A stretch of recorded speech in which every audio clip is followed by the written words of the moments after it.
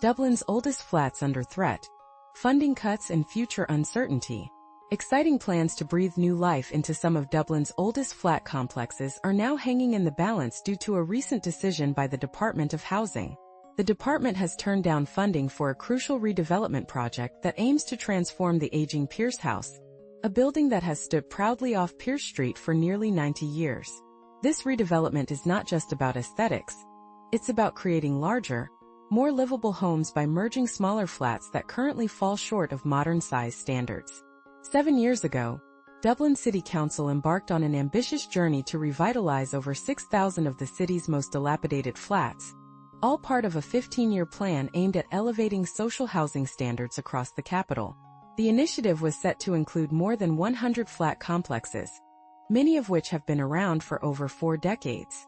Iconic structures like St. Michan's House, Chancery House, Oliver Bond House, and of course Pearse House and Markievicz House, all built in the 1930s, were slated for this much-needed upgrade. However, the reality is stark. Most of these 109 complexes do not meet today's building standards for accessibility, fire safety, and overall quality. Many residents are living with serious issues like mold, condensation, and sewage problems. In fact, back in 2017, the European Committee of Social Rights ruled that the Council had violated tenants' human rights by failing to provide adequate housing conditions. To address these pressing issues, assessments were carried out to determine whether certain complexes should be demolished or undergo a deep retrofit. This could involve merging flats, adding extensions, or even constructing additional floors. Yet, for some of the oldest complexes, particularly those designated as protected structures, such modifications are simply not feasible. In May 2018, Brendan Kenny, who was then the head of housing at the council, suggested that some blocks be removed from the protected structures list to allow for demolition and the construction of new apartments. Later that year, Sinn Féin councillor Chris Andrews, now a senator, formally proposed delisting Pearse House and Markievicz House, arguing that they were literally crumbling and unfit for habitation. However, the council's architects division rejected this proposal, opting instead for retrofitting and amalgamation.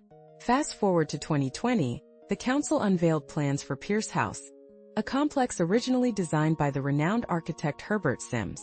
The ambitious project aims to be completed in 11 phases over the next 12 to 15 years, ultimately reducing the number of flats from 345 to between 215 and 275. The first phase involved merging 78 flats into 44 new units, but just recently, the department declined to fund this initial step. In response to inquiries, the department stated it could not support proposals that would lead to a significant loss of homes. The council, however, remains committed to progressing with planning and design work for several regeneration schemes across the city, emphasizing a mix of new builds and retrofitted buildings.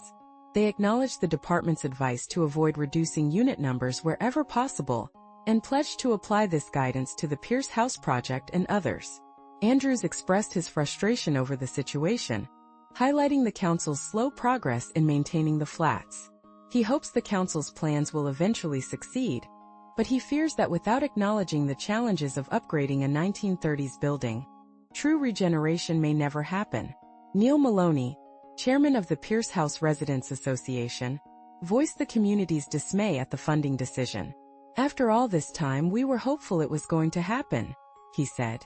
Maloney's family of 6 is crammed into a 2-bedroom flat, battling issues like dampness, mold, and sewage problems. "We've been flooded from above, but it's not just us.